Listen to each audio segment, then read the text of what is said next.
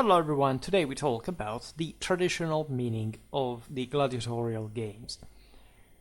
This is the beginning of a series, will take several episodes to complete, about the gladiatura.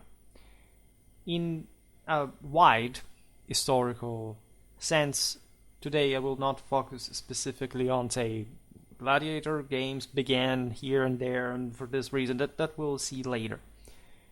But we will definitely address that as the various types of gladiators, the sort of the business model behind that, the sort of also more material, say, practical aspects of the deal. Except, of course, it's important to give a foundation to the meaning of gladiators and why this phenomenon pertains essentially just to the Roman civilization, right? You will see it also better, of course, some combats, and real ones, in which there is a bit this cliche that said, but gladiators really didn't kill each other that often because they cost a lot. Well, just in a specific time and at a specific level of gladiatorial history, gladiatorial games were actually incredibly bloody. Right, and they were conceived specifically for being that. There is a very specific traditional meaning of reinvigoration of the collective virtue through bloodshed and human sacrifice that people today have rejected mostly, the secular, modernistic vulgata. Oh my God, these were psychopaths that like doing these things. Actually, we do know that this is not just pretty much normal for the human psyche, but it had a very specific purpose. It wasn't just, say, the more decadentistic and criticized vision and interpretation of the Roman games from also like some sources that would, especially in later times, were explicitly critical about that. Always be aware, of course, that what you would expect ancients to be critical for regarding a certain topic does not align, if not in part, with what you would be critical of in specific context, and especially they did so for meanings that you have largely forgotten, also in value of absolute merit, right? It's not like you're a better person than somebody who lived 2,000 years ago. You just aren't, right? You must, I think, from a moral and scientific point of view, just enter in this kind of dimension. If you never had, of course, if you start watching my videos today, probably you don't even know what I'm talking about, and it's fine to an extent, but it's not fine to think the opposite of that. We will touch on that topic too. Telling the truth, this specific search for the meaning of the gladiatura is, as far as I understand, not particularly researched. So we'll partly try to discover something together in this broader reflection along the series. Because, of course, as for, unfortunately, many specific aspects of the ancient world in sort of distant, relatively distant cultures for our own, without an explicit information, a direct explanation of what these people precisely believed in. We can't simply say, well, okay, we simply know that, right? So, as we have seen largely for the history of religions videos, one must make a great work of analogy, of comparison, and always bear in mind that we do know at least that, in fact, the meaning of gladiatorial games was deeply religious in nature, and that pertained to a veritably traditional dimension within not just the imperial Catholic tradition, but probably in this sense that the European, and in particular also probably the Indo-European one,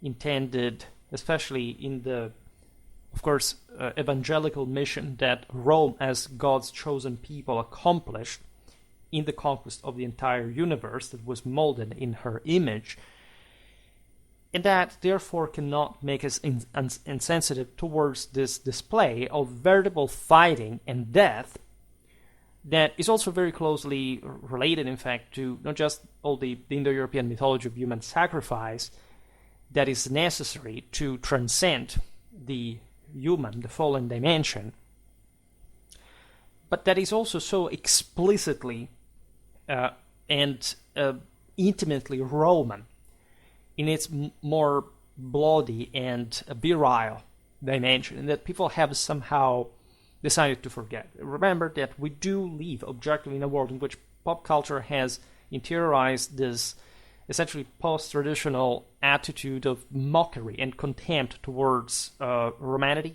itself. It's something that unfortunately dates back to too long ago already, and that objectively has nothing to do with any historical evidence that we have, and not just that, right? But also in terms of psychology, of anthropology, history of religions, and of course that's also greatly part of the reason why, of course, you cannot even dream to afford to be a better human being than somebody living 2,000 years ago. Doesn't matter what we're talking about. There is probably a transcendental dimension. We went through different stages of the degeneration of humanity to arrive to you specifically, not to realize that.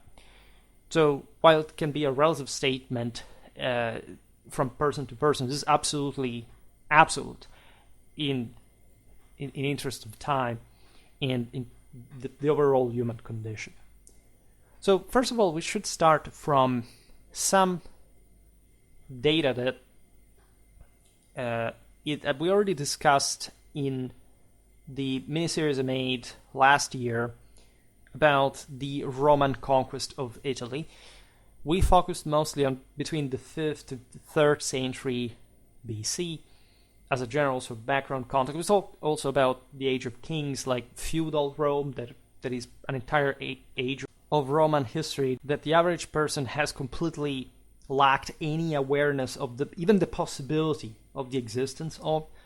And this is unfortunately the sorrow state of our average person education. In any case,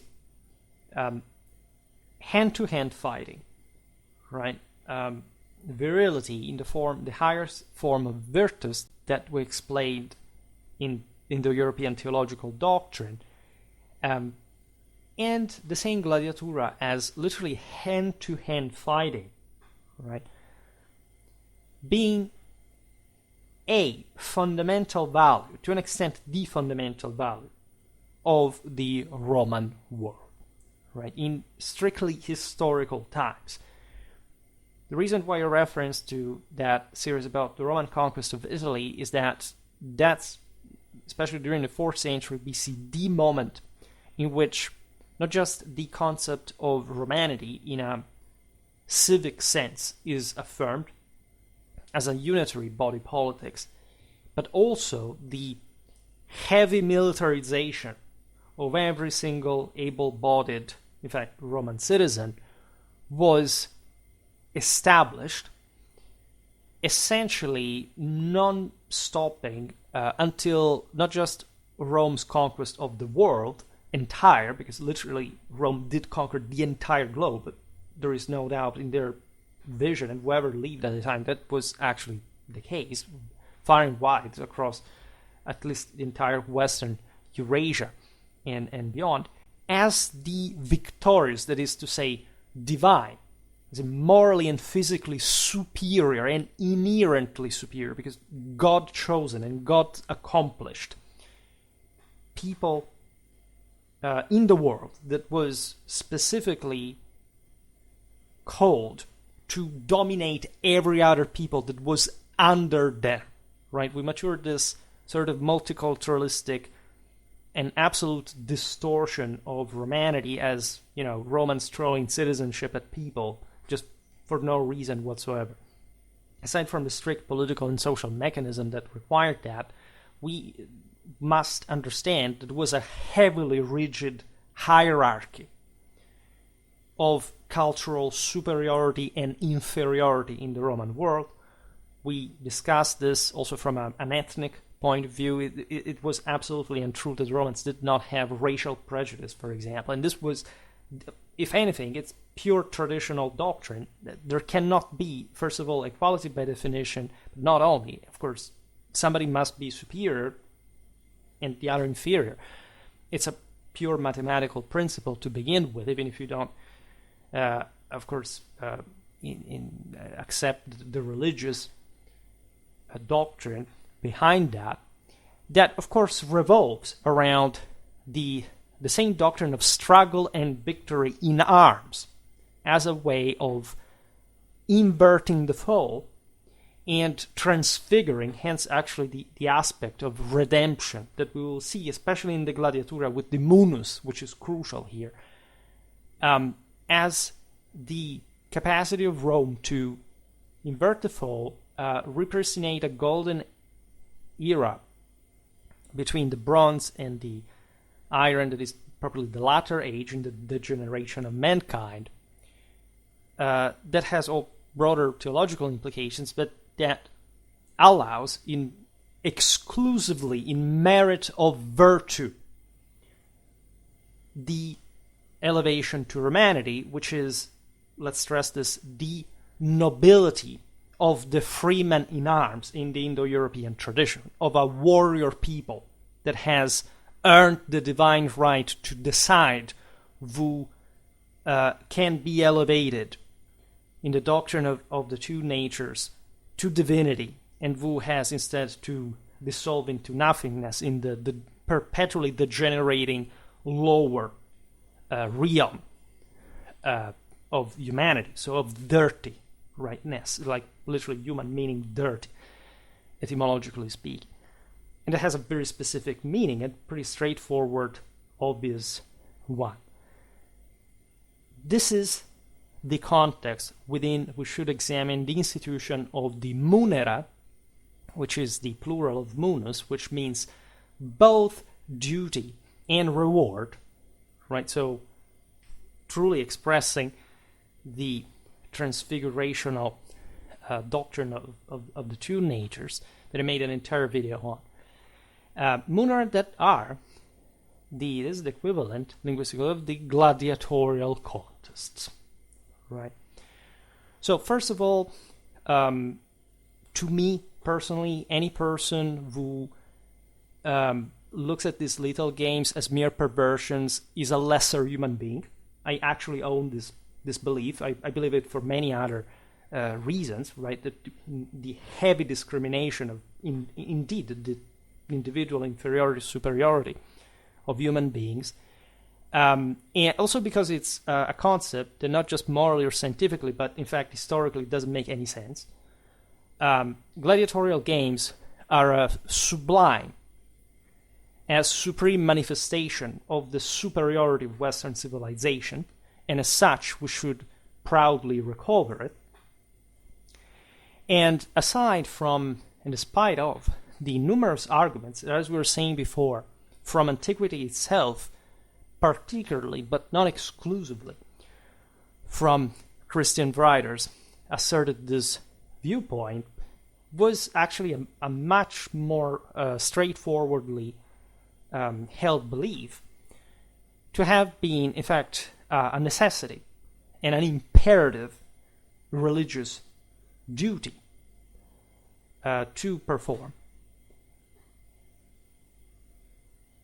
We will at some point look at the criticism. It's a bit like, I don't know, we made lots of videos, for example, proving what is also pretty well known to anyone who has a sort of history of religion education, studied late antiquity, the affirmation of Christianity, that no military martyr was ever put to death because he refused to kill people.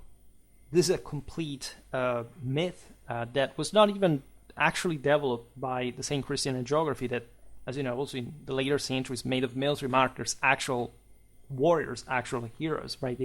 If you study Martin of Tours, like belonging to the Schole Palatine of Julian, so people who slaughtered large amounts of human beings as a living, they obviously had nothing to do, even as a soldier that, you know, like, as these men were proudly being, like, were inherently even just bothered by the concept. This opens actually to another very important point, that is what brought to the paradigm shift in late antiquity, and mostly like as a consequence of previous times, not much the sort of affirmation of Christianity out of nowhere.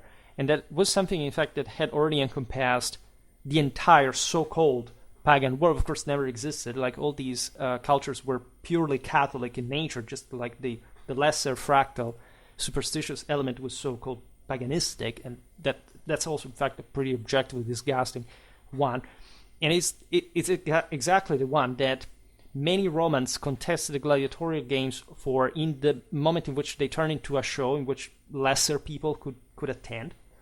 Gladiatorial games were a very highly religious moment that in which the community had historically been regenerated into for the celebration of the deeds of the great Roman heroes.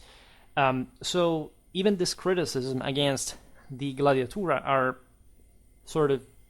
must be fundamentally contextualized. I will also not discuss much how people fundamentally search for this still today. People watch NASCAR, so we like blood. We shouldn't be afraid of saying that. That's objectively entertaining. We like violence. It's something we widely display. Without any shame in our cultural representations. That to some extent, of course, they are fictional, but they still portray what we like to see essentially. Are some of the most fascinating, some of the most brutally fascinating aspects of civilization. So you can explain this in a, say, anthropological sense. I will not be doing this. I just give it for granted, speaking to an audience of adult people. And admittedly, being adult has nothing to do with age. It has to do with whether, in fact, you are a superior human being, a mature one. I do not need to recall this to you. Now, one has to understand, of course, the meaning of the munera, as you can call it a social institution of sort, but it's more than that. It's political and military alike. And we must, of course, acknowledge especially the centrality that this had in the Roman identity. You cannot separate romanity from gladiatorial games. They are not two distinct things. They're not two things that simply came about at different times, that are on two different tracks. They are one the other.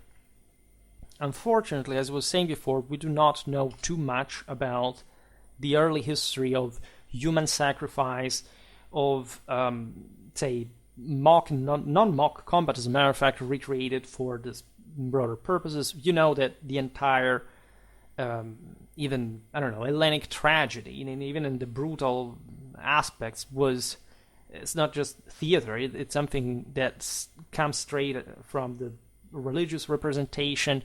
We do know, by the way, that other peoples, including the ones that people whine all the time about because the Romans conquered them, and this terrible Romans, right? How bad it is to be superior to another people and affirming that, did exactly the same.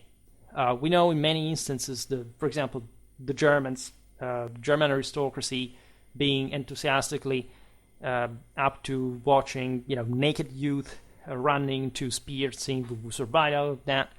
You immediately understand the selective element. We know of Germanic tribes inviting the Romans to literally watch, to assist like an actual game, ambushes in which entire peoples were exterminated, probably in the anticipation of such extermination, with an enormous excitement from this side, exactly to show the Romans how much they, as a group, could make the imperium manifest in such bloodshed. This is absolutely normal, right?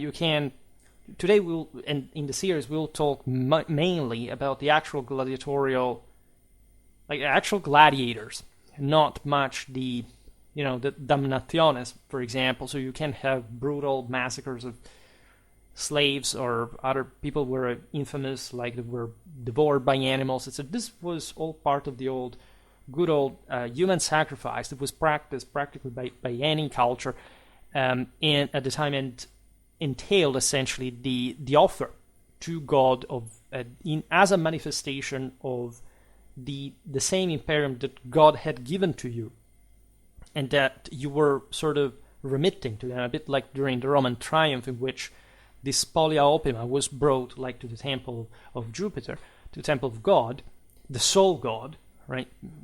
Polytheism is a completely rigged modernistic invention for the mentally feeble, if you still haven't understood that. And people answering, but there were other gods, are exactly the direct, proof of this, because you literally believe that, the entire point of this is that there were some random gods for no reason, that there was no connection between that, and that you can call them all in the same way, and, the centrality of the Godfather had nothing to do with that. Give me a break. Secondly, this is really intrinsic to the entire, epos, right? What do the Roman, the Hellenic, the Germanic sagas talk about exclusively? About heroes massacring their opponents and immolating them to the divinity, for the divinity, through the divinity, right? And rejuvenating in their blood and accomplishing a great deal of fame and glory and beauty and superiority in the world, not just for their people. Of course, were this genetically compact group that would express the superiority through the Holy Ghost, the Victoria, the Nika, the Imperium, God-given victory, but transfiguring, redeeming the world in the process. Parcere et debellare superbos, by the way. Other massive aspect of this all is what you can admire in the lands of the Roman Empire still today, and especially in the West, where, as you know, the Romans left a more radical genetic mark. They literally molded other peoples from an ethno-cultural point of view to become, if anything, Romans, and that, in fact, are the provinces in which you can witness the infinite beauty of the gigantic Roman arenas. In fact, you don't really find much in the East. Today we'll partly talk about that because other peoples wanted to imitate the Roman, but wasn't quite like a match. Also because the actual connection with the divinity was of much sort of more degenerated kind than one Rome had. And that even from a banally substantial material point of view, you can understand in a world like that one that, in spite of what, it's a bit like the overly emphatization of the wealth, the power. Yes, it is true, but it wasn't in the intrinsic material terms. That were, for the ancient world, incredibly poor. These were incredibly fragile economical systems overall. There was very scarce surplus. And still, Rome invested this literally monumental scale of wealth that cost definitely lots of people lives, not just for the games played into, but for the actual building, because it came straight from the actual Roman conquest in many ways, including the slaves who were often massacred in there. The investment, like in these games, that is not just a trivial aspect of it all. Notably, the form of the amphitheaters that the Romans constructed for the gladiatorial games is one of the greatest hallmarks of the superiority of Roman civilization. If the elite of the Roman world were willing to allocate such vast resources toward building amphitheaters and staging gladiatorial displays, the evidence indicates that at least significant segments of the population throughout the empire also dedicated considerable emotional investment to watching men fight to the death in the arena. You could say well, again, I never really thought it in these terms. Think about the medieval Gothic cathedrals. At a certain point in the peak, in the absolute booming of the Latin Germanic civilization, you have, really within the span of a century and a half, 80 skyscrapers that really could not match with anything else that had ever been built around, being erected to God, to the sky. What do you think mostly when you think about the Roman Empire? Aqueducts, roads as well, that are so evidently, they also have actually a metaphysical meaning. They're not simply a material mean to a material end. But also, in this more clamorous fashion, it's not much that you just think about temples. Yes, you can think about the Pantheon, for example. You can think about other great monuments of ancient Rome.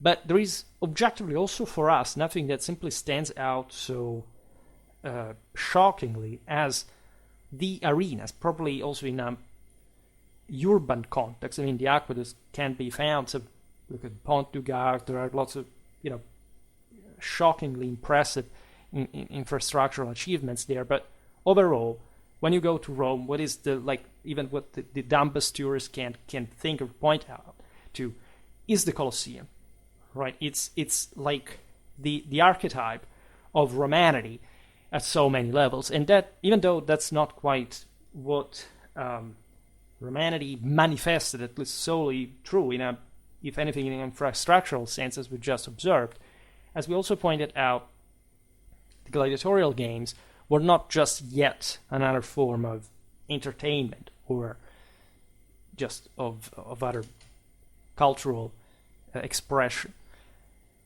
And the evidence supporting how the Romans, right, as a whole, and especially as the actual Romano-Italic people, because this is what we must start to radically take back from this, that again, the Roman Empire wasn't a system of random mixed people put together. It was objectively, in the moment of the rise, the affirmation of the empire, it's essentially the Romano-Italic people. It's essentially as a ethno-national dimension of some sort, again, conquering the entire world and essentially the most advanced parts of it, ruling over other peoples, and only secondarily,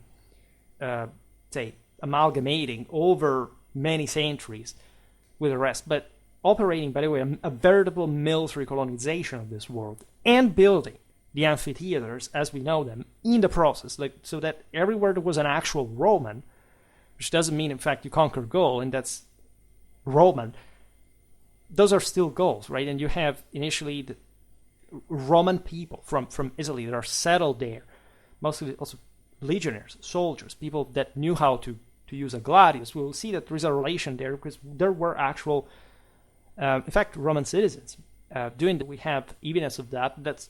We'll talk about the social implications and gradations a bit later in the series, but also today we will refer to the point identified with this necessity of seeing blood being spilled, right? This is something that actually repeats itself in the imperial Catholic paradigm. We talked about the Merovingian Frankish emetophilia.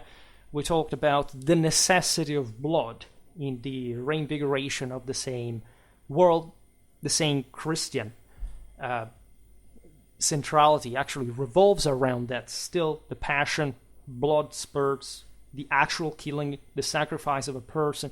This is true throughout the war bands' initiatic rituals. The same medieval chivalry, the Templars. So everything is compenetrated. We never separate ourselves from this need to reinvigorate blood by spilling our blood, an affirmation of superiority over inferiority and the expansion of the former over in the cancellation of the latter.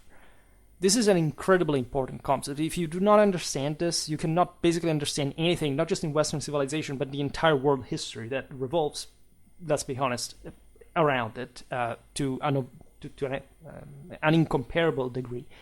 Notoriously, the mob loved games, right? Those emperors that were more shy about the gladiatorial spectacles such as Tiberius' face and popularity.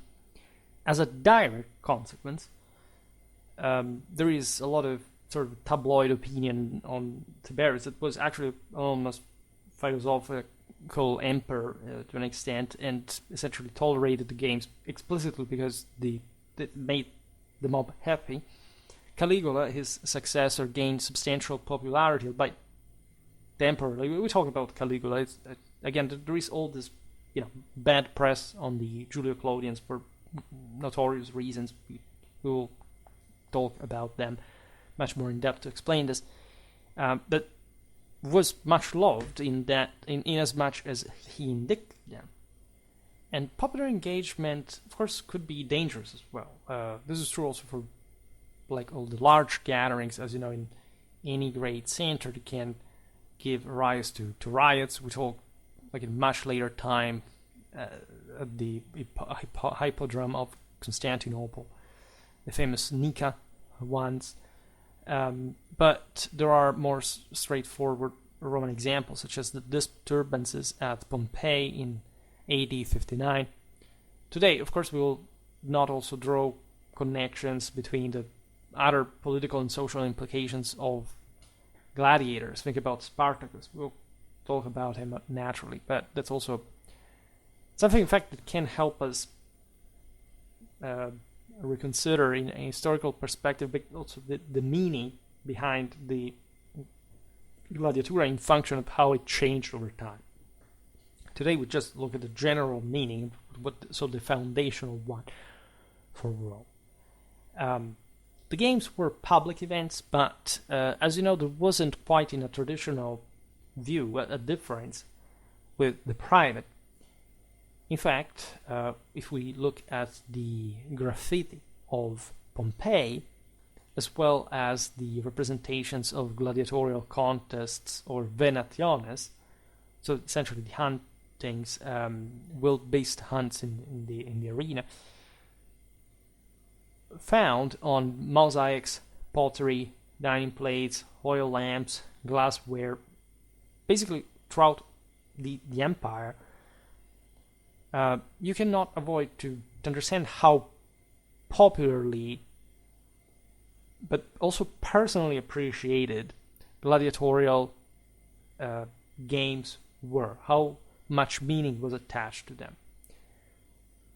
Although the number of mosaics depicting gladiators is by no means as extensive as those illustrating chariot races or animal fights, the presence of such gladiatorial, specifically gladiatorial depictions in private homes suggests that in many regions of the Roman Empire these combats held an important place in the way wealthy individuals organized their domestic lives. Of course, you can't quite have a chariot race or a beast fight in your home, so that may be a also more practical, straightforward reason. But it's obvious that being so anthropically closer, of course, there was much more meaning attached to the humanity and the normality of gladiatorial games, right? This is also, for the history of violence, a very hotly debated topic. Some YouTubers try to address it in a way I think with not great results, but the sense that violence was, of course, much more habitual for these people, together with death altogether. I mean, you have to imagine a world in which essentially you have seen 1/3 of your siblings on their deathbed, in which even things that apparently are related, like at night, everything's dark, right? You can't see heaven, you can see the stars. It's a completely different existence from our own, a much more fragile one in strictly human terms, but that in fact called for the stronger connection with the divinity and the transcendental bridge that manifested in the display of Imperium. And remember that these, of course, were all clientary societies. Like, technically everyone is. Like, we also live in clientary societies. But in a broader sense, it was much more deeply felt how, in fact, the munus, so this duty and responsibility and reward, achievement, were shared, right? How individual responsibility is collective and vice versa at the same time. Right? This is a concept that we have completely abandoned. The idea that the victim is as guilty as the carnifex as a sum that manifests in the actualization of that killing. And again, we live in a completely humanly wired world, right? Because of course the purpose also in Antiquity was trying to transcend that, and by trying to fix the community with laws, etc. But the difference between we and them is that we have lost completely that sense of transcendence and spirituality. And so we basically just look at the material, the human, and frankly also the deterministic aspect of it all. It is taken for granted that by the educated elite in their literary works at the time that their audience will have attended such spectacles, first of all, so they were definitely popular. Even when the writers themselves claim to be uninfluenced by the emotions they invoke, which, if you look at Seneca or other stoically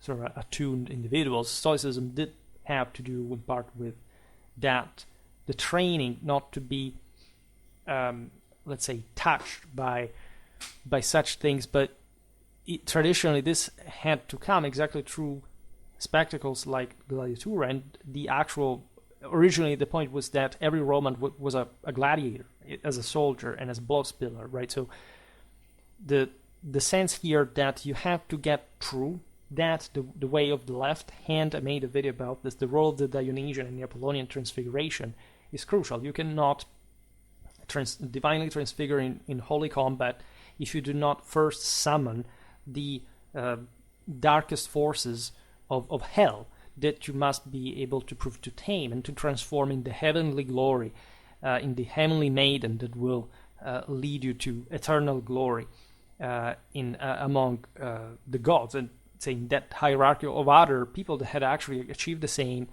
and in this hierarchy of forces that essentially would recompact you with the only one divine power that is immanent in the universe.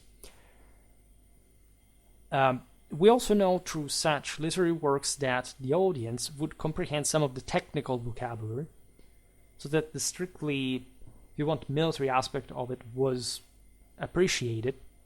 We'll talk later about, was this actually just a military thing? Because many people, together with the cliche of the gladiators did not die, they weren't bloody games, also says, oh no, but gladiators were not trained as legionnaires. Some gladiators were legionnaires. Not typically, but there was indeed that kind of difference, but you must be extremely careful what you're actually talking about here, because if the notion is gladiatorial games in principle have nothing to do with the military dimension of romanity, you are very wrong, right? You're going very astray from the actual traditional meaning. There was a lot of appreciation, of course, of the same gladiatorial qualities. I mean, the skill and courage exhibited by the fighters was admired and approved by the spectators. To demonstrate their affiliation with the Roman community, the cities of Italy and later those throughout the empire competed to provide games and construct amphitheaters. Again, this is mostly witnessed in the West, but it was understood, of course, that if the master race ruling over the system was essentially manifesting his imperium also through this games, this gladiatorial activities, there had to be something that was important to try to copy. The enthusiasm for spectacles was exhibited, as we were saying before, by Caligula, Claudius, Nero. These were like very peak moments of romanity, of imperial power. And so this love for gladiatorial games contributed to an environment in which being Roman still entailed a very serious and traditional commitment to the inspirational meaning of these games. All right, it's been pointed out that like the gladiatorial games sort of boomed in the moment in which Rome became a monarchy rather than an oligarchy, and it had sort of mostly stopped expanding, and so this was a sort of venting valve for violence. But this doesn't do anything but stressing how important that violence had actively had for the Roman citizenry, exactly in the previous generations, the ones in which Rome literally conquered the entire world, and at some point hundreds of thousands of men were mobilized for the civil wars and further expansion. And so that sacrality of the military service for the ultimate expansion of the Roman imperium over the entire universe was felt as a central munus of the Roman hero and those who followed him. We're talking the same people. And then if one looks at in fact this gradual abandonment, of course, of the games in later centuries of the empire and so on, realizes that that difference had a very strong potential in between, because there was a power that had withheld such value in the past, revolving around fighting, hand-to-hand fighting especially. I made a video about the Roman Gladius Hispaniensis that in part explains at least the symbolic meaning of the sword as a materialization of human sin, but still since the time of the god, right, heavily unbalanced in that fashion, had in that form, in that shape, in that concept of the Roman penetration of the softer world. And before I hinted at, of course, like the contempt that mostly Christians had towards the games, etc., that has, even in that, contrary to what like the general vulgata is among people of Christianity being a pacifistic religion or whatever, nothing more wrong than that. Of course, the ultimate meaning was the capacity of winning with merely spiritual, as transfiguring terms, that would mold the actual world, that would actually cause everything to be. So not actually bringing to, actually entailing a lot of death, a lot of killing, not just one of the martyrs, but literally at that point everything that in the transfigured world would happen. So be extremely careful. Also, as far as, for example, what Christianity points out regarding this, that it has nothing to do with your idea of 21st century. Okay, that for some reason we should presume that these gladiatorial games were barbaric. It's sort of laughable in the sense that it was just the Romans who did this at this scale, at least. Admittedly, this happened also among other peoples that did not, of course, achieve the same level of domination that Rome did, and so they could not boast the same celebration of power at the same time. But it's mostly a matter of, like, you come from a world that has completely eliminated the sacred from your life experience, right? A Christian was addressing the pre-Christian romanity, the degree by which its Catholicism, also across the rest of other cultures, at this point, essentially also the Norse, so had lost the idea that heroes could win by themselves. It was just this mimicking, this idea that at least you could have a control in the way which you died if fate had decided for you to die. So Christianity was reviving this primigenial idea. You can, in fact, technically save yourself if you believe in the Christomimesis, so not just be passively saved, right? And so if that also semantic aspect has taken on, even from a strictly linguistical point of view, the general understanding of Christianity. That's not actually what it meant at the beginning. It was referring to the same identical Catholic religion that every people had at the time, in the elites, in the very ones that for the same Catholic reasons had established gladiatorial games, and or simply even in this had essentially limited bloodshed to that gladiatorial gaming. And so as a deterioration, a degeneration, something much more highly noble and originary and primigenial in romanity, in Rome, in her eternity. There was a lot of debate regarding, in fact, the later Roman spectacles, the ones that would display misconduct by the audience. And so mirroring the failure to uphold Roman morality, which is actually what the same gladiatorial games were designed to spark. The originary meaning was, of course, celebrating mostly the mystery and the grace, the divinity of such struggle and victory, impressing a big deal of respect towards the spectacle, the bloodshed, the death. As we'll see now, it was loaded with an incredible meaning that was properly designed to inspire the masses as well. Because those were the masses of Romans, not of other inferior peoples that had been conquered. The ones that had to go out there and fight and die themselves under their leaders, inspired by God.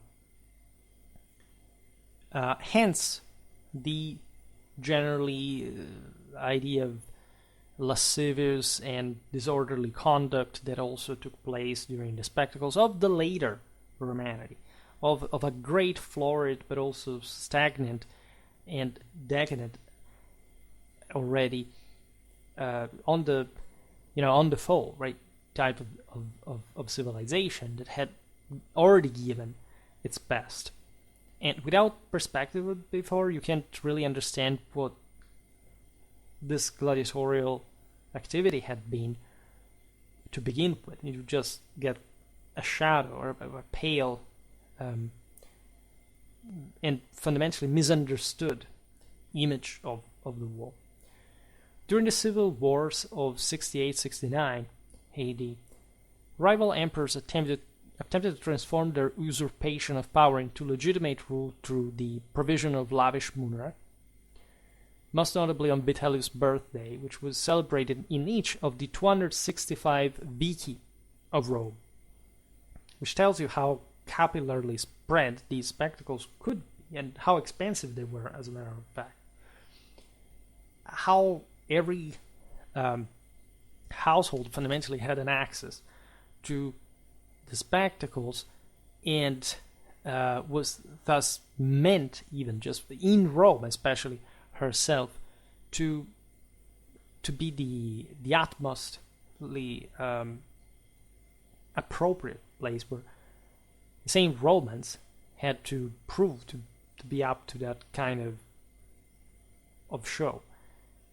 The military leader who ultimately established his authority in the year of the 4 emperors, as we know Vespasian, legitimized his rule by most famously building the Flavian amphitheater, better known as the Colosseum, as you know, on the site of the former terrible tyrant Julio Claudian Nero's palace, thereby ensuring that, in the words of the Book of Spectacles, attributed to Martial, quote, "Rome has been restored to herself, and under your presidency, Caesar, what used to be a source of pleasure for a master has become one for the whole people." You know, that the Domus Aurea is just there, like the Colosseum actually is called like that because of the immense statue that was present in front of it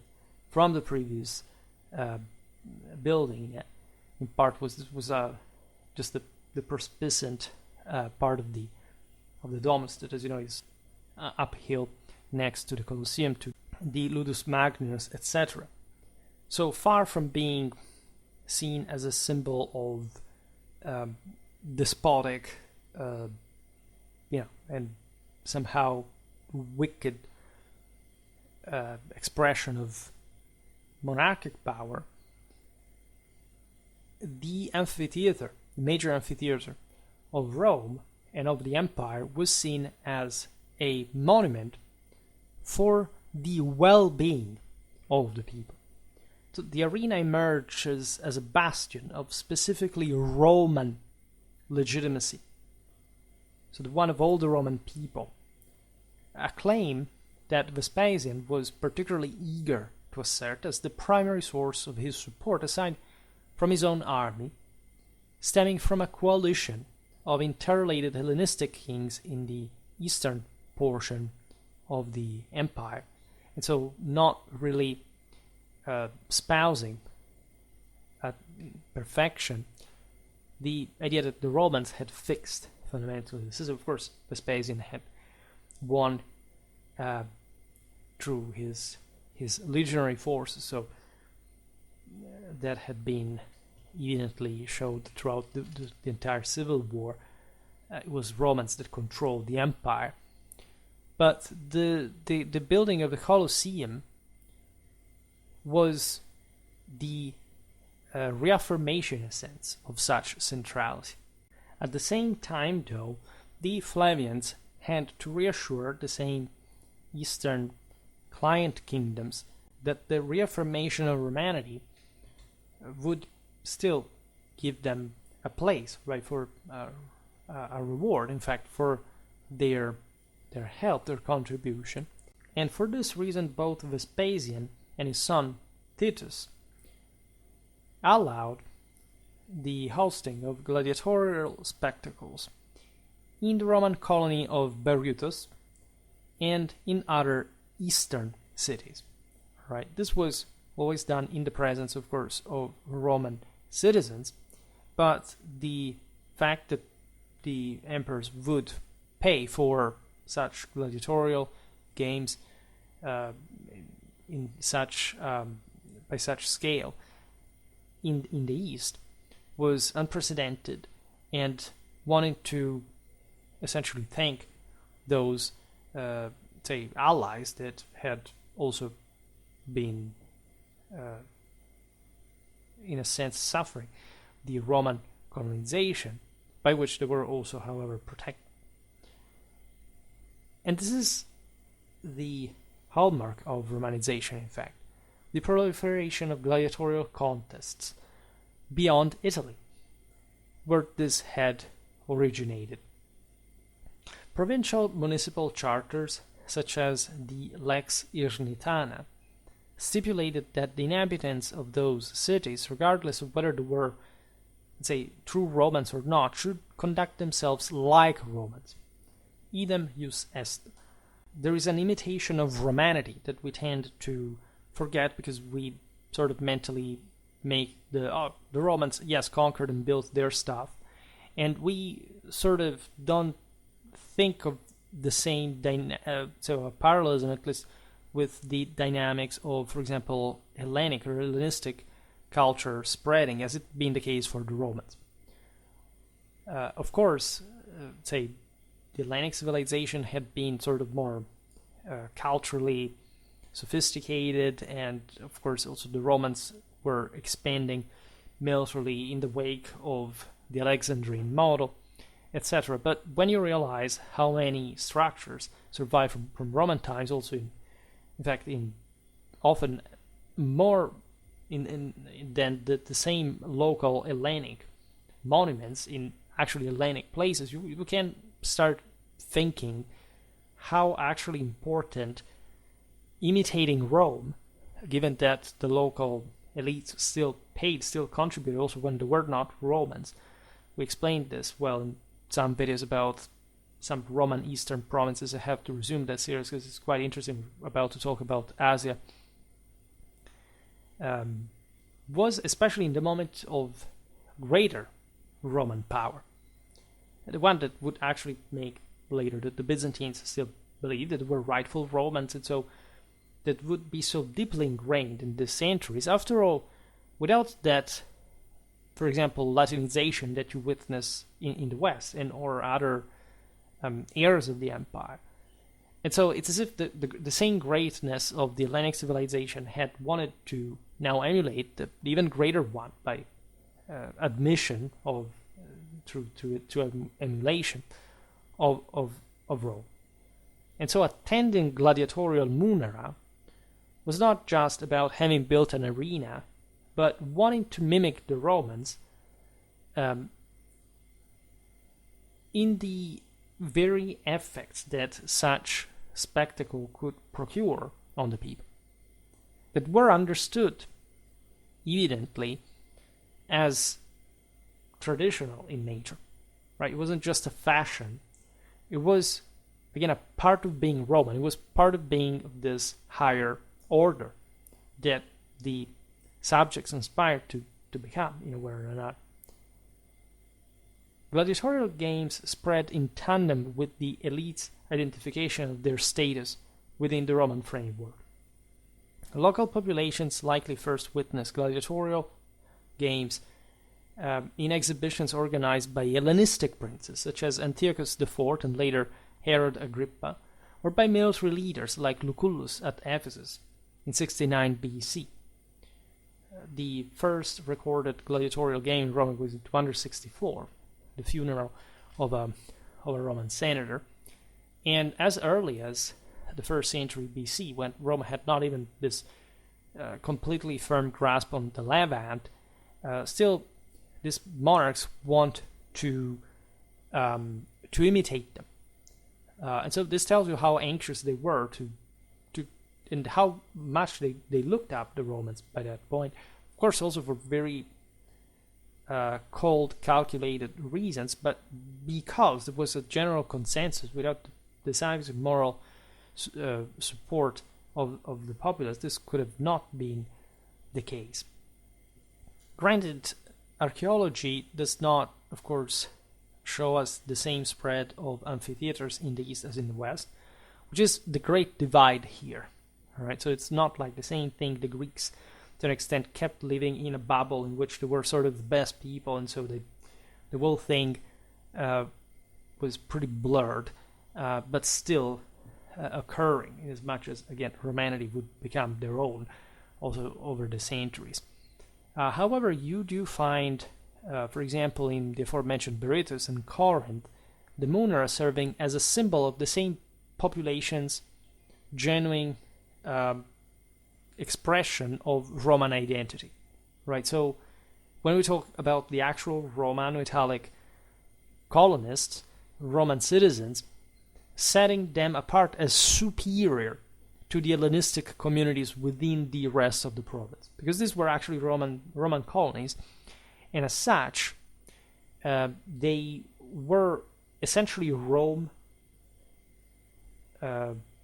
Urbem fecisti quod prius orbis erat, right? It's the proper idea that there is no difference, say, between Roman Corinth and Rome. Every single Roman colony in the empire is a copy of Rome that has the temple to Jupiter, it has the forum, it has the baths, maybe all clustered, concentrated in, I don't know, some stinky place in Numidia or whatever, in the middle of the desert, but still, right? Because that was the heavenly order projected in a Catholically monastic sense, in this urban pride. And so, of course, like this colonists would leave eventually just together with the rest of the people. We talked about the marriage laws also for the soldiers, but in fact, this is the point.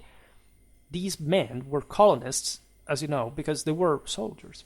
Right, Roman colonies were deduced because they were understood as sort of frontier settlements where people could live also without actually having to participate to the army, because their mere presence, this was particularly the colonies of Roman right, was military service ipso facto in such relatively dangerous places. And naturally things gentrified later, but still at this point the Romans were that primitive and warlike, and this display of gladiatorial events as the hallmark of their identity brought to the adoption of the same costumes by other cities that felt largely also challenged to sort of imitate the same Romans. We know of monomachoi in the East being gladiators hired by, say, the Hellenic polis that were seeing that the neighboring Roman colonies, civitates, to be practicing. Philostratus explicitly states that the Athenians, for example, introduced gladiatorial games in rivalry with Roman Corinth. While this served as the provincial governor's seat, Athens was the epicenter of philosophical culture. There was an archetypal divide, and archaeological evidence corroborates the fact that over the centuries, especially during the latter half of the 2nd century AD, an increasing number of Hellenistic theaters were converted to accommodate the safe display of the wild animals involved in gladiatorial spectacles. So it's not just like they were copying, they were establishing gladiatorial games, but they were adapting their theatrical infrastructure to these. So yes, Greek theaters were also the theater, in fact, of such gladiatorial games. Because they were beautiful, they were big, they were not exactly functional in the same way the Roman arenas were in many ways, but to some degree were just half of that sometimes, and they could be, say, reorganized, remolded to host such spectacles. This in part explains why there weren't arenas in the East. Right, it would have still been felt as, we are Greeks, why are we exactly building theaters, amphitheaters for these games? In fact, this is the point. The same Greeks wouldn't care about the strictly material side of the story. They were interested in the gladiatorial combat itself. This is what we're getting to. In fact, we do notice that there was an actual connection even between the army, these Roman legionaries, and citizens, that's the same thing, as you know, and the gladiatorial games spreading throughout the provinces. What this was concretely about is not entirely clear. There is an ancient tradition linking the Lanistai, that, as you know, were the gladiatorial trainers, to the actual army training. For example, during times of military emergencies, when new recruits needed to be trained quickly, as seen in Marius Rufuli, Lanistai were hired by the army to teach these Tirones, in fact, how to fight. And it's not strange, actually, because you may say again that the soldiers had, sort of by experience and the same training, a greater capacity and lethality than a gladiator. But at the same time, to be fully honest, it's not like a fence master is just there for gaming, especially when you actually have gladiator fights in which you kill people and you're actually supposed to. So, was there a difference between gladiatorial combat and the soldierly one? Absolutely. But they are not mutually exclusive at all. In fact, the same legionnaires, in this case, would be, and also like more professional type of legionnaires, would have Lanistai, also among them, to keep training. In part, as you know, the same Roman legionnaires, we'll see it even better, were gladiators. There is actually evidence of this, but in general, they used to perform themselves like in circus evolutions, acrobacies, etc. Think about the Upica Gymnasia. It's something that reenactors still do today. In the actual arenas for the amusement, not just of the Roman community that lived there, but of the same people, the same locals, that were amazed by this. because the Romans used the arenas also as training grounds for the army, and they would practice all styles of evolutions, of stunts, of feats, like, I don't know, seemingly very early as the 2nd century BC, we know that the Romans employed a tactic to storm a wall by literally creating a human ladder of legionnaires, climbing over essentially a sort of testudo that was, however, gradually put inclined to rise up to the enemy walls, which was a feat that they were used to perform in such public spectacles. So the idea that what was happening in the arenas, legionnaires or not, was just not connected or not applicable, at least in real warfare, is incorrect. It's been assumed that the arena is typically located in close proximity to the same legionary bases, serving for some kind of training function accordingly.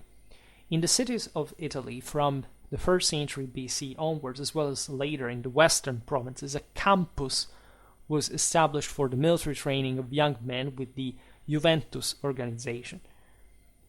This mirrored like the usual training of the youth for the army.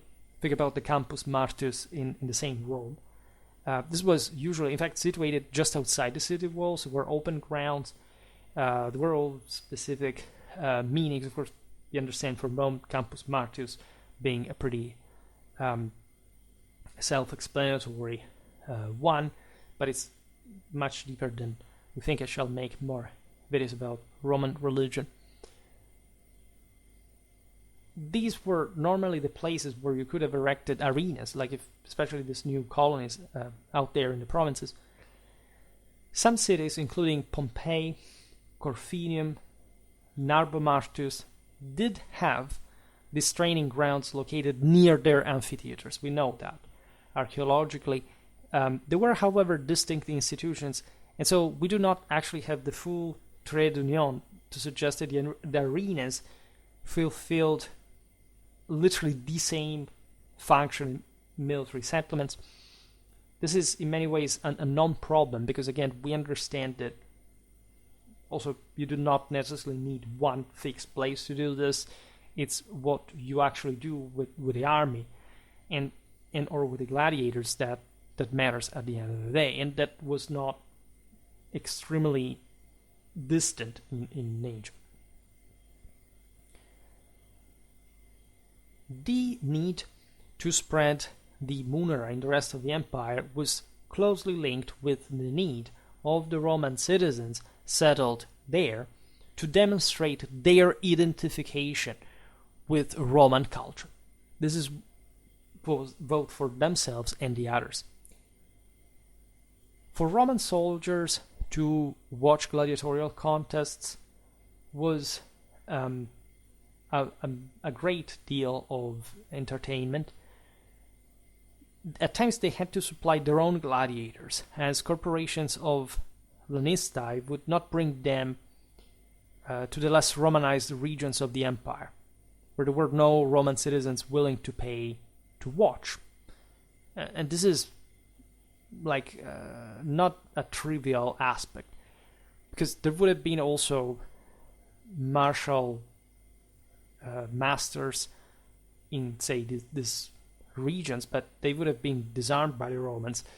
And if anything, the display of gladiatorial games had to properly prove what the Romans were about and why they had won. Admittedly, if you look in the early ages, for example, the Samnitic gladiators would eventually become even a typology of gladiator proper, were used as slaves of war to show the Romans like what these terrible people of central southern Italy had been before the Romans had crushed them. So of course it could also go the other way around.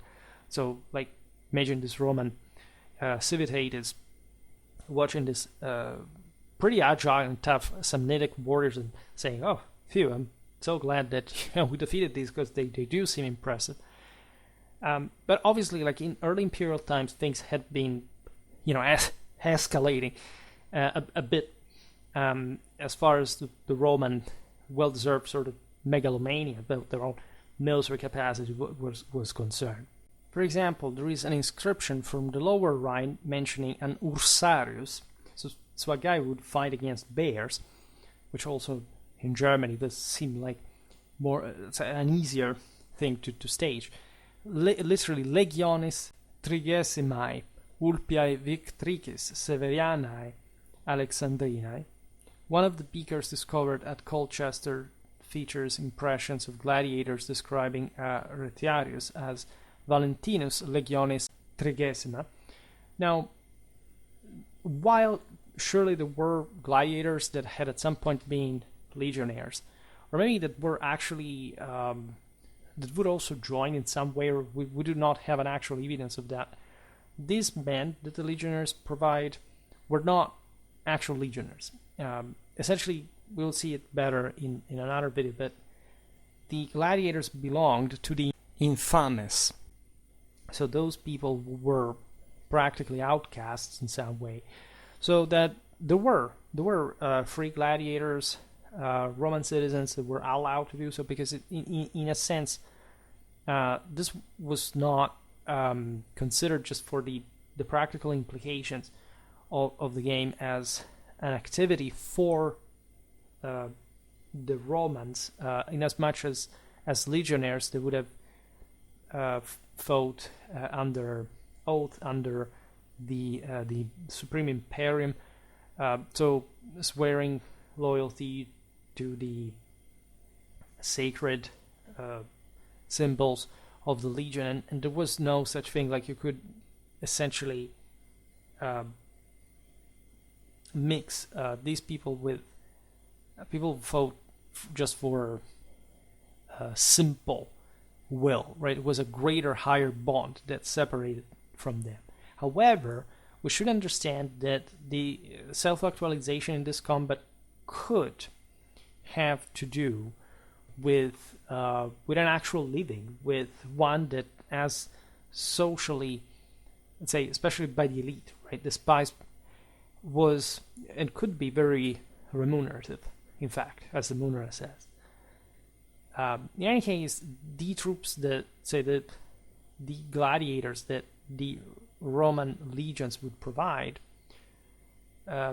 surely had to do with also some kind of proximity to the army. We can't think they were merely, yes, they were slaves, they could be bought from God knows where, but there was also a sense that, there could be a chance of redemption. There was some sort of twisted love for gamble in a military sense, right? Not in a say slot machine sense. Regarding the possibility of someone redeeming himself from their condition, having previously been someone else, right? So this is actually a pretty relevant part of that romanity. When you look at the very essence of the gladiatorial contests, you can't but realize that in the mere activity, there was a mirroring, a replication of the cosmic struggle, of the divine clash in this heavily corporative societies.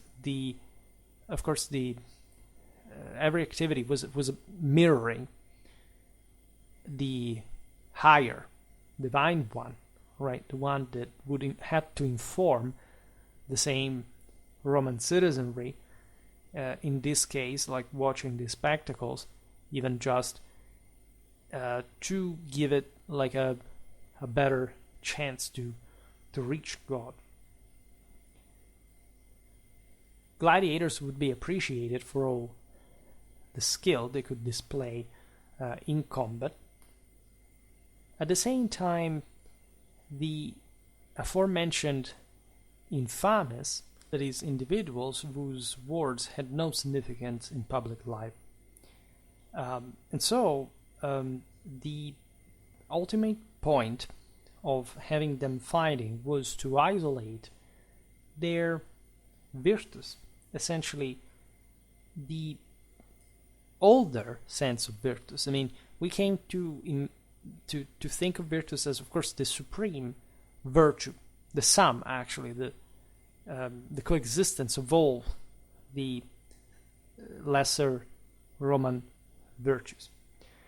However, originally the virtus was not different in the mists of archaic Rome from the actual combat prowess, right? Everything revolved around that, as far as the winner was the one blessed by God by his supreme capacity. In fact, for example, the term furor that the Romans attributed to, for example, the Germanic warriors, or also others for that matter, albeit referring etymologically to the Furies, and so pertaining mostly to the low-key sort of summoning, so not yet actualized, say, virtue, and so just in the moment in which the forces of evil were summoned, and that could indeed be very dangerous for everyone involved, including he who was handling them, would actually have to do with the, at least in embryo, that same kind of virtus that, when refined, as the refined quality, would allow victory, say, in any case, because that's what the hero, the champion, does.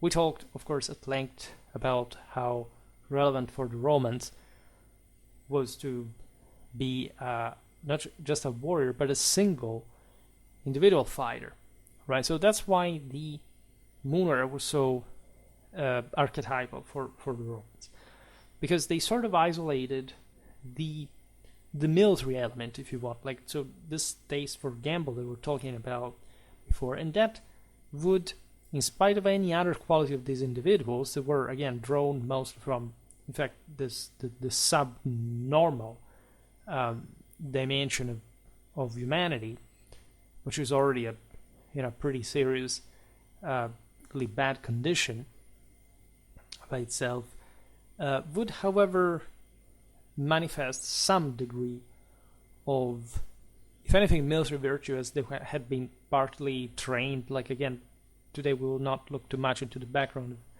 of the gladiators themselves. And so, being also cruelly expendable people, they could provide with this form of entertainment, but also highlighting just of the martial qualities that they would have in relation with one another. This, for example, was true in as much as even women, we know this from epigraphies, were gladiators at some point. This also had basically nothing to do with the archetypal extension to the rest, for example, like Roman women.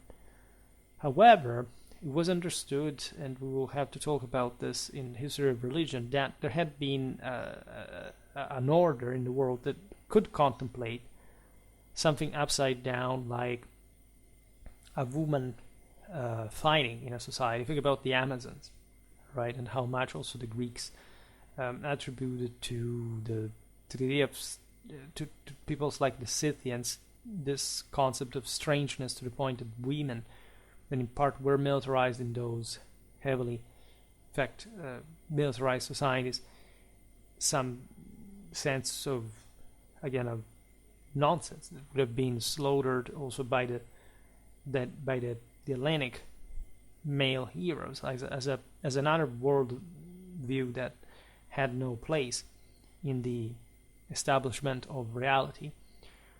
It was understood in a more say, accurate and subtler way that, of course, forces, like in every form of life there is a force that can be augmented. And so, in theory, there can be a display of force that a woman can provide. This is true also in other cultures. Think about the shield maidens among the Norse. This actually has nothing to do with any consistent or relevant presence of women among warriors. But of course, this does happen too, and it's always happened, and it was understood, of course, as that being that in the lower realm of reality is imperfect, and evidently so in the considering the divine order of things, and also because she's not subordinated to a man in that case, may find, of course, men that are inferior to her, and that she can fight, defeat, and kill. So this was not seen strange at all, and actually it added to the taste of randomness that, after all, the military element in the Clausewitzian Trinity, again, is crazy for. Right? That sense of gamble we were talking about before is exactly what defines the military activity. There is a lot connected here with Fortuna, with the idea that you can basically, and that you must challenge any kind of power that is trying to bring you down in a way or another in this lower world of humanity. So that you have to prove that in front of that, you, by having no fear, you can actually transcend the same. And you would be actually surprised to know that this is what actual gladiatorial games were concretely about. Because there was a dignity achieved by the gladiator in the moment of death that, in essence, redeemed him and equated him actually to a full Roman citizen. Again, some of these were, but the majority were slaves, were people maybe had been born Roman, but again, for a reason or another, in this fallen world, had lost their freedom. So gladiatorial contests being fought between individuals whose only claim to virtus arose from their ability to battle effectively isolated the supreme virtue from all others. That's why it was so important to attend these games, because there was nothing else really interfering with it. That's why actually these spectacles were that bloody, because aside from particular extermination of criminals, gladiators were specifically selected for fighting. I mean, they had no other purpose really. That there was a different degree of involvement, of fighting intensity, depending on what kind of entertainment they had to provide. But these engagements were truly the expression of a military capacity. And for the spectators, such match resembled an experiment in which fighting ability was separated from any other factors that could thus be admired, could be studied, could be, in fact, looked upon with great respect and great, reverence, also because it was, as a fight, not just a random one. It was still under the edges of a specific Roman that had, in fact, established the game and was essentially manifesting part of his imperium as a Roman citizen by allowing for this spectacle to exist, and this meant to fight in the first place. Of course, it was something that was also owned by these individuals, and this was clear in the moment in which gladiators were fearsome to a degree. For all Romans, not just for soldiers, there existed a connection between gladiatorial combat and death. Right? This is something more or less relatable depending on who you are, but they were that present. Now we speak of the munus, the munera, as essentially funeral obligations. That's why these games were so important. It was sort of a sacrifice, a thing, like an ultimate manifestation of the power of the past, and the one that the community attributed to him. So the expendables were exterminated, but not before having manifested this imperium through virtue that, in part, was a way to offer them the possibility to die a true Roman. We'll understand why. Citizens, first of all, like being this, on the occasions of funerary rites, like attended the events dressed in the dark pullum of mourning rather than in the toga. From the time when 3 pairs of gladiators first fought in Rome, at the aforementioned funeral of Decimus Junius Brutus Pero in 264 BC, and the reign of Augustus, such events were held solely on occasions regardless of the actual motivations of their sponsors that were overtly intended to commemorate an individual who had recently passed away.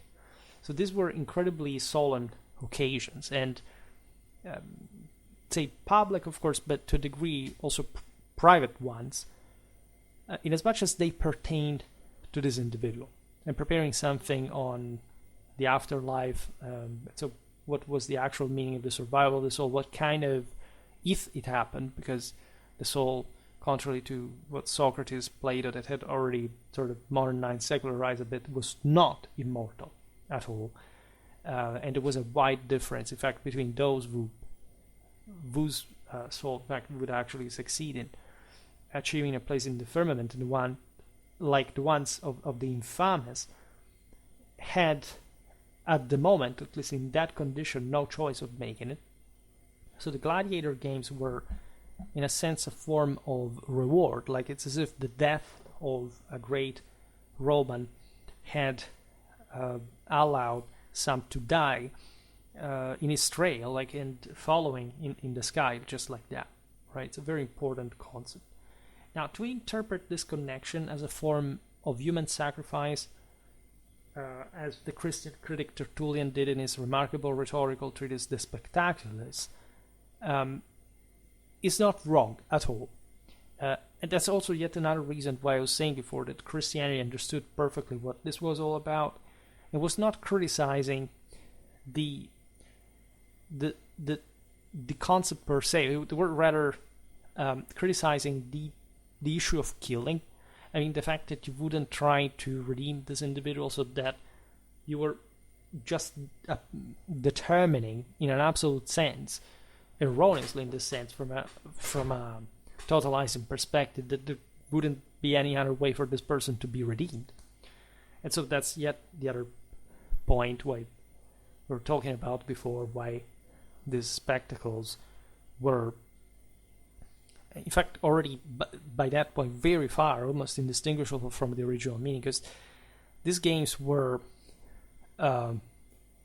actually intended originally as some form of devotional practice, right? In mimicking the same combat. So something that had happened at a higher level, not just among the infamous, or for this lower purpose hierarchically compared to the one of the great heroes in combat. Gladiators confronted death each time they entered the arena. This aspect is often underappreciated. If anything, they could die of the most banal causes, given the poor medical means of the time. In a large sense, they wouldn't even know technically if they would die in any particular match, right? There were many different rules and sort of interferences of how combat could go, so it's not simply, like in some cases they were properly told not to kill one another in order to at least act within a certain limits. There were vested interests in favor of their survival when they became too expensive. In a sense, there was a market of gladiators, and so depending on the inflation, life could be spared or sacrificed further. It's obvious that if you want to make a hell of a spectacle, people disemboweling each other, as it did happen amongst slaves of war and people that were essentially condemned to death, like in that way, but with still a chance of sort of making it true in a broader way. If for who managed to survive and or some particular individuals in some cases, there was still a point to it all, right? It was not blind massacring. Of course, there were again criminal killings. There were ways to have them die. In fact, the famous phrase "Morituri salutant" actually does not speak of gladiators, but actual people that had been condemned to death, and so they were to die. This is the active periphrastic Morituri, so those who were to die anyway, right? This is what not really gladiators were. And so instead of viewing gladiator combat merely as a public exhibition of killing, it would be more beneficial to see this in the transcendental, redeeming aspect of what it can be achieved to demonstrate the power to conquer death. This is, as you know, the ultimate transfigurational achievement in holy combat. This is what really the great heroes of Roman history did and achieved. That's what Romulus this didn't have to be exactly in combat. It's the Christian criticism. Some people could simply ascend to heaven, like Romulus literally disappearing in a cloud. So it's not about fighting, but having demonstrated at least his quality through fighting. Definitely the ancient world had interiorized that sense that, of course, fighting was the ultimate way of empirically testing this capacity. Because of many reasons, because war in practice is the human endeavor with greatest consequences that, in spite of the unpredictability, is sort of the more controllable, again, in function of the enormity of the consequences. Like, if there are much greater consequences than single wars that, however, we attribute to so many different agents, and we say this is the time in history it's a war, is actually pretty actively carried out business that, in spite of the unpredictability, still strives, in fact, to achieve a positive end. And so, metaphysically and religiously, this was seen as the ultimate testing ground for somebody's virtue.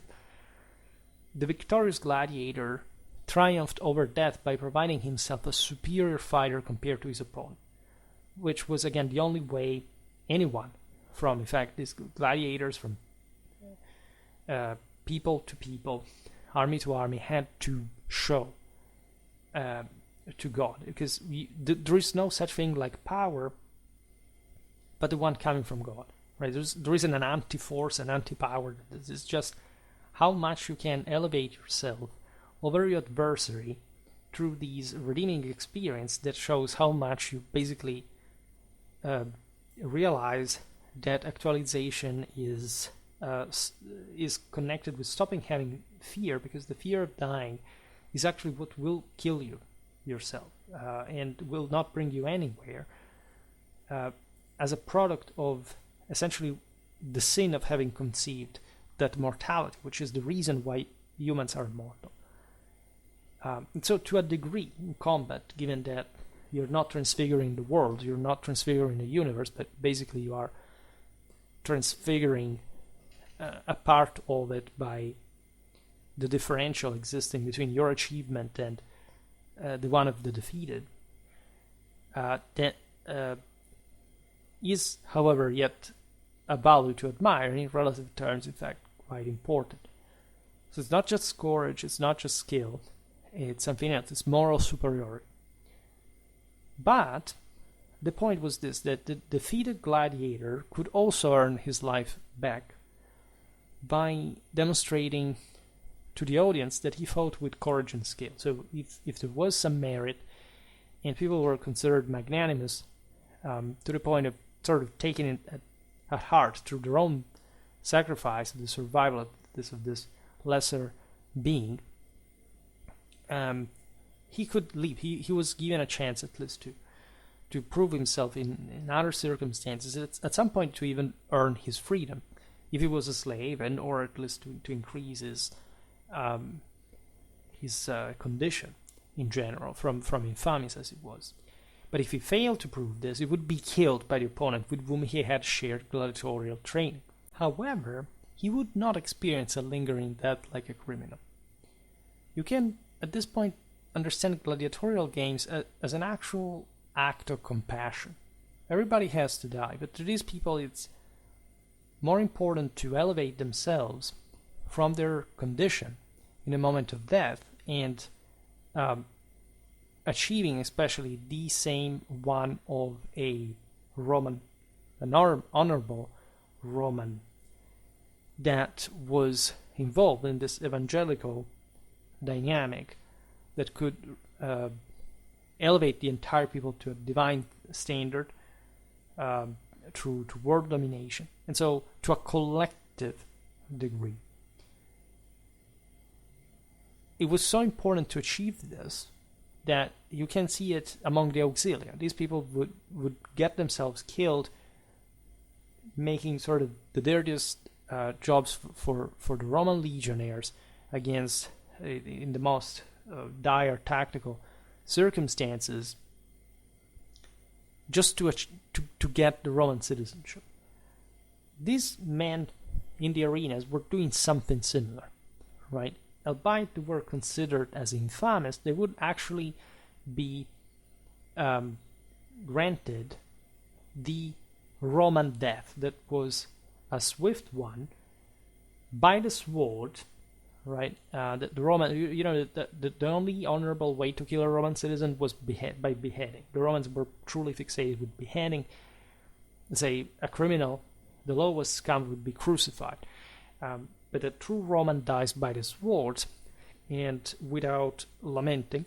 This was yet another point that the dying gladiator didn't have to dying either by a wound or because he was literally sentenced to death, even during the same game, did not have to complain. If that was his death, and this thus resembled that of a honorable Roman citizen on the battlefield, many same Roman citizens would disgrace themselves by, say, abandoning their arms in combat. Right? So this was true. Like in other societies, think about the Germans that literally were dead in a metaphysical sense if they abandoned their arms and fled. And so they went on hanging themselves outside of the community that did not recognize them because they did not exist anymore. This was true also, for example, for the Roman devotio, right? If the general did not sacrifice himself, there was at least always a fake burial ritual for him to disappear, to be reborn. These were extremely important things. So there was a belief that the gladiator in or anyone, this was the actually educational point of it all, could display such a degree of virtues through prowess in hand-to-hand combat that, again, even an infamous was allowed to prove, to save himself by a degree. That was not a full degree, because this was not really a heroic death. There was no actual, say, divine transfiguration, but there was at least total transfiguration, but there is always, to some degree. And so the death of this individual would be considered as a sort of accomplishment of the Roman people itself, that had allowed this to happen and given this individual the chance of proving the virtues, manifesting divine power to an extent, and earning their death as a vir. Right, so this is incredibly important, considering the fact that the gladiators were literal scum, and that would have not been considered a vir, a true man, right? In a normal, as long as they wouldn't at least prove themselves also in other ways to deserve not just to die, to be put down as a Roman, but also to be liberated as a Roman. For example, many gladiators earned their freedom through their deeds, right? So it really depended, and this was discretional on the basis of those who ran these games. The same coup de grace was ritualized in a manner which also helped many gladiators to really redeem themselves by such conscious behavior, right? The fact that they had to accept being defeated without objection, and so accepting the order of nature and clarifying to the spectators who was better and who was worse, and the fact that the worse accepted it was also a way to reinforce social order, and that thus conferred a degree of nobility to this now dying man. Thus, even the gladiator who died in the arena had metaphorically triumphed over death, and the knowledge that he had demonstrated his fighting ability may have provided little consolation, of course, to him. We should be wary to presume that this type of death would have actually not meant much to him. Of course, we can think of many gladiators who were not happy to die in that circumstance, but meeting their death with dignity was a way to buy themselves a dimension in the afterlife that could actually contribute to their salvation. This is also the value of the works and the deep Catholic meaning, of course, also the pre-Christian world. The gladiator's death was certainly meaningful for those who witnessed it. The entire point, as we've seen, why these games were staged was to honor virtue, and so romanity as a whole, the single individuals that had allowed for this display. And so it was actually an incredibly serious moment. It wasn't, again, the haha moment in which you see the terrible spoiled Romans that just enjoy because somebody dies. That's the view that just lesser people of the fourth estate own from a couple of hundred of years. Even people from some hundred of years ago would have sort of been more inclined to understand, to intuitively understand what the actual meaning of this really was. And so it's as if these gladiators would fight and die to remind the Romans what they were made of, right? Of the death of a great Roman to begin with. And so this moment of death is crucial because the entire point, again, about the same imperial funerals, we've seen it very often with the Decursio, the entire, again, hierarchical knightly understanding of like this surpassing of the lower dimension, the same Romulus transfiguration, what had happened in a violent way also, for example, to Caesar, that was transformed in a comet and saved the Republic, and allowed, after having through the civil wars and through this greater combats, put it back together after the sin of the Romans, and having it purified, consigned it to Augustus to eventually shelter and preserve it, revealed the ultimate meaning of what romanity was. It was world salvation through world domination. And if one, it was not even about combat per se. I mean, combat was the mean to an end, and this end was to master the same death, right? It was to accept the order of the world. If you accept your own death, if you understand how everything is void at that point, you actually realize the only thing that actually matters, and you can inspire people through your passing to evaluate really what life is, because this is the actual point. It's the exposure to sacrifice, right? This is present in every warrior, warband, initiatic practice. The fact that you have to spill somebody's blood, right? This is very universal. There are so many different cultures that did that. And the Romans and the other people really understood this, right? Some were more gentrified, more sort of secularized. They did not. They began to express some sort of relativistic or modernistic perplexity towards the thing, because they were starting to forget what this had all about. And never forget, instead, also because exactly for the same reason for which we have less info about what the average Roman would have said explicitly or in a work, that this was the actual meaning of the munera, as it was extremely clear, at least throughout the entire early Roman Empire, at least especially to the Romans of Italy, and to, say, all those peoples who had sort of partaken these practices, if anything, in a conceptual way, were aware of the traditional originary meaning. And that is exponentially affirmed by Rome during the same establishment of the empire.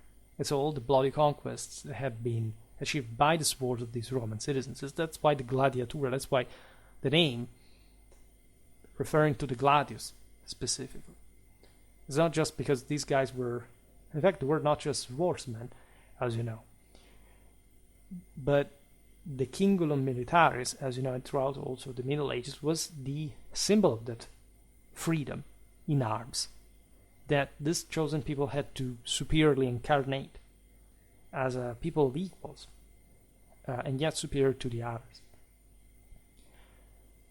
And so each pair of gladiators brought to the Roman audience face to face with that.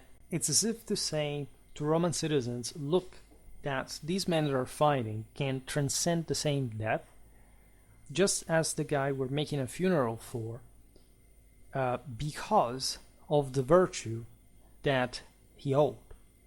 And so the most vital, the transcendental, in fact, life of Roman identity would pass through such sacrifice, through such utmost discipline and acceptation. The death of the gladiator was the most important part, because that's where you would see if they accepted this. Imagine you're dying in atrocious pain, and or you're about to die, and so you are in one of those situations in which you may think, I would give everything to escape this. Right? This is the supreme test to see if you accept that the conditions that brought you to that point are understood as the world by you to accept the order of nature, and being given this last chance to die a true Roman, right, or a coward, because you're not going to escape death at that point. Of course, again, not all gladiators died, and not even the majority did, presumably, but still their business was about it, right? It was about just risking their lives, dangerously fighting, and so really not simply staging something. It could happen. It could be a form of, again, mimicking and so on. But yes, this fight was, it could be also just a warm-up. Right? It could be just, okay, stop, you've proven that you're good, we'll use you for some other gain. That would have been the case, right? So if you think about it from a psychological point of view, especially if you're actually forced to do this, which is not entirely the case for everyone, but the psychology behind such lifestyle is absolutely terrifying, but at the same time toughening you up to the degree that you would accept fatality, you would accept that eventuality, and would teach you to, in a sense, evade it. It would teach you to even bend fate, because it's not entirely, I mean, fate, remember, at this point was believed to be, especially like for this lower people, like to be largely determined, in fact, by other forces, right? The point, however, was sort of specializing these individuals in some sort of professional escaping from this, and or some professional acceptation of the fact that what was right, and that they had simply to accept it, and that this acceptation would be their way out of their condition, because this is virtue, and in fact, in virtue of that, it would allow you to win, not just to survive, right, or to die a higher to a higher condition. That could be a relatively meager consolation. So this was an incredibly educational activity. The actual value of which should be actually recovered for the sake of just moral and scientific integrity, because the skills, the technique to do this, the moral implications, the ultimate point of it all seem incredibly useful to evaluate the importance of life, the importance of action, of self-actualization, the approach with death, with mortality, to begin with. And it does seem, in fact, an incredibly relevant point that can show just also what a man is supposed to be made of at every level, because everything was at stake. It's not a video game. You're actually gonna get killed if you fail. So while this gladiatorial activity was essentially serving, especially during the so-called Republic, to highlight the virtus and glory of the elite, this all was the simple consequence of a much greater virtus and glory potentially accessible to every Roman citizen, especially from the 4th century BC, when, again, also the plebeian magistracies get the imperium, the Roman army as we know it, the manipular legion, the chameleons passing through the Libyan, etc., all the extension of properly civic rights on the basis of this, in fact, virtue, right? So imperial capacity of the individual to a degree, even if led by the great leaders, but still contributing actively as Roman people, unlike it had been before, when just the oligarchy was armed, at least in a hegemonic sense, really. And this thing would basically last up to very late in time. You can argue up to the Christianization of the empire, up to the 4th century AD. And in fact, we keep seeing a lot of these games representations, to a degree, definitely indicating the widespread awareness of the meaning of this all. Not a simple point, but just such a deep one that is readily evident from the moment you think that you are witnessing combat between people that are possibly going to die. This is incredibly important.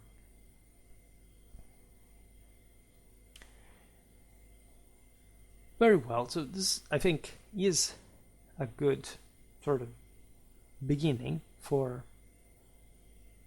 talking about such topic. We will delve into it more deeply, also in more technical terms. But for today, I stop it here. I just hope that you enjoyed this video. If you did, please share it. Otherwise, leave a like or subscribe to my channel if you're interested in my upcoming content. As always, I thank you heartily for listening to me. I wish you a nice time and see you next time.